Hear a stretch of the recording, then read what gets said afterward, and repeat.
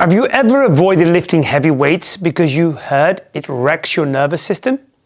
Today, I'm going to expose one of the fitness industry's biggest myths, that heavy loads causes more central nervous fatigue. So stick around because I'm about to show you exactly why the opposite is actually true. First, let's clarify what central nervous fatigue actually is.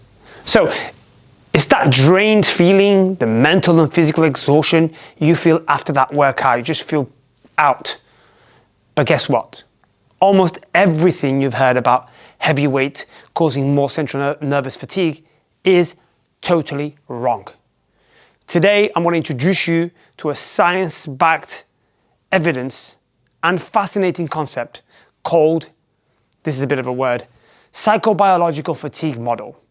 Trust me, you don't want to miss it. Let's go. It's a shocker, guys. Studies consistently show that lower intensity, longer duration exercises actually cause more CNS fatigue. So imagine this, just running a few kilometers can actually fry your CNS fatigue more than heavy lifting. So, are you curious yet on how this works? Well, keep watching because this is just the beginning. Guys, lighter loads actually leave you feeling more neurologically drained after than heavy loads. Honestly, lifting lighter isn't necessarily easier on your brain and your nervous system. But the question is why? So let's dive a little bit deeper into the psychobiological fatigue model. Simply put, guys, lighter loads cause more pain, more discomfort, and out of breath, all of which amplify your perception of effort. And this higher perception of effort limits your ability to recruit muscle fibers, creating more fatigue. Fascinating, right? It's an incredible thing. So let's keep going and let's unravel a bit more about this. Now, post-workout fatigue is all about muscle damage and inflammation. And guess what? Lighter loads lead to greater calcium ion buildup, which causes more muscle damage and more inflammation. And of course, you've guessed it. If that's happening, more central nervous fatigue. So heavier lifting can actually be less damaging overall. Mind-blowing, right? The argument I often get when it comes to light weights, heavy weights, and aside from all this stuff I've already talked about with the muscle damage, central nervous fatigue, there's a particular thing that I think is important to cover, and that's efficiency. So think about it from this point of view. We know that we can still build muscle from anything between 5 and 30 reps. Yes, that is true.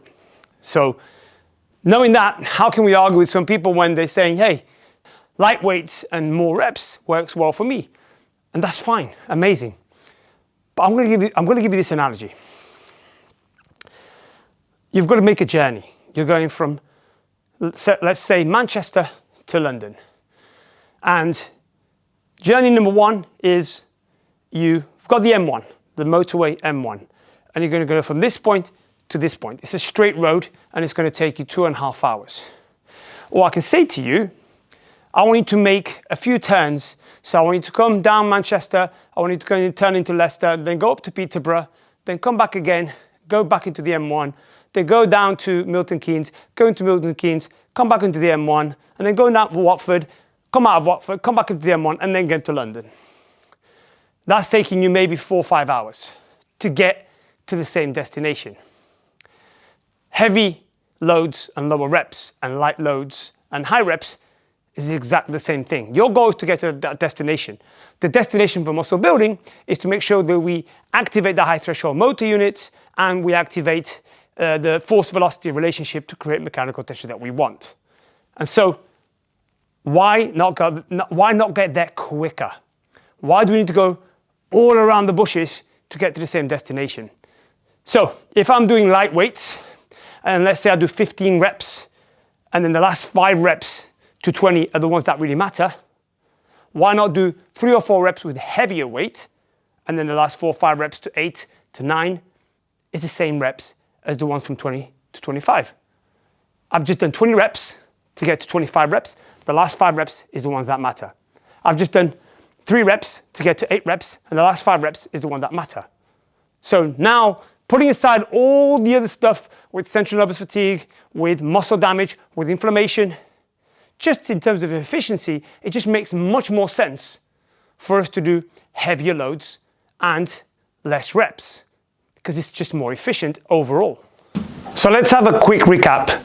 Lifting heavier weights doesn't just build more strength, it actually causes less central nervous fatigue, both during and after workouts.